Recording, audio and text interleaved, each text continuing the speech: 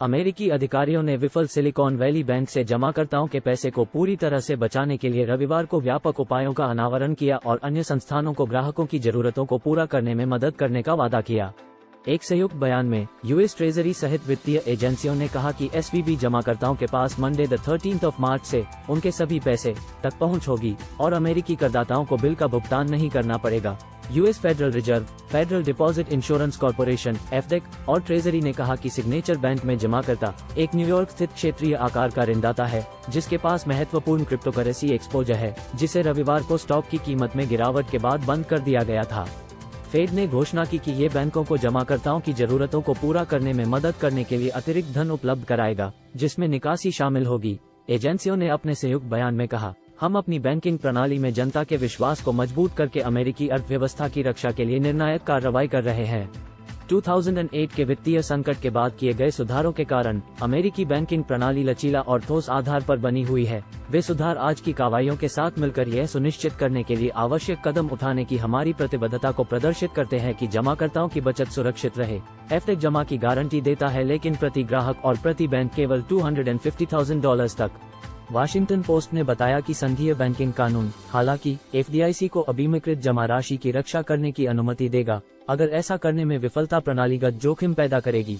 नियामकों ने शुक्रवार को SVB का नियंत्रण ले लिया। 1980 के दशक के बाद से संयुक्त राज्य भर में स्टार्टअप्स के लिए एक प्रमुख ऋणदाता जमा पर भारी दौड़ के बाद मध्यम आकार के बैंक को अपने दम पर रहने में असमर्थ छोड़ दिया।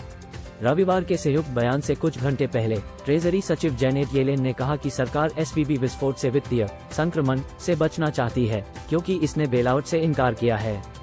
बैंक के भविष्य और इसके अरबों जमा राशियों के साथ हवा में 3 एजेंसियों के अधिकारियों ने एशिया में वित्तीय बाजारों के खुलने से कुछ ही घंटे पहले एक समाधान तैयार करने और संभावित वित्तीय घबराहट को दूर करने के लिए दौड़ लगाई।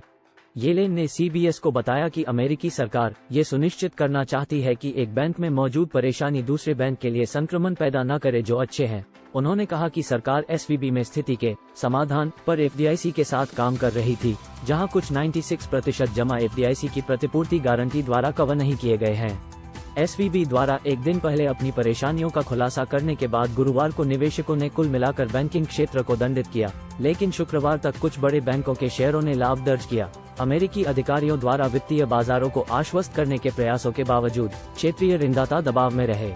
उनमें पहला रिपब्लिक बैंक शामिल था, जो गुरुवार और शुक्रवार को 2 सत्रों में लगभग 30% गिर गया था, और सिग्नेचर बैंक, जो बुधवार शाम से अपने मूल्य का 1/3 खो चुका था और जिसे रविवार को बंद कर दिया गया था। विदेशों में चिंताओं के बीच टोक्यो स्टॉक सोमवार को बेंचमार्क निकेई 225 इंडेक्स में 0.92% की गिरावट के साथ खुला। शुक्रवार से टेक और फाइनेंस सेक्टर से बेलआउट की मांग की जा रही है। येलेन ने कहा कि 2008 के वित्तीय संकट के बाद किए गए सुधारों का मतलब है कि सरकार SVB के लिए इस विकल्प पर विचार नहीं कर रही थी।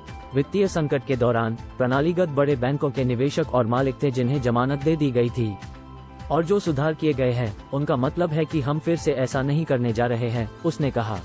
नवीनतम बैंक संकट और SVB और सिग्नेचर के जमाकर्ताओं की सुरक्षा के प्रयासों पर अपने संयुक्त बयान में एजेंसियों ने शेयरधारकों पर जोर दिया और कुछ असुरक्षित ऋणधारकों की रक्षा नहीं की जाएगी और वरिष्ठ प्रबंधन को हटा दिया गया है। लेहमन ब्रदर्स की 2008 की विफलता और आगामी वित्तीय मंदी के बाद अमेरिकी नियामकों को परेशानी के मामले में अतिरिक्त पूंजी रखने के लिए प्रमुख बैंकों की आवश्यकता थी।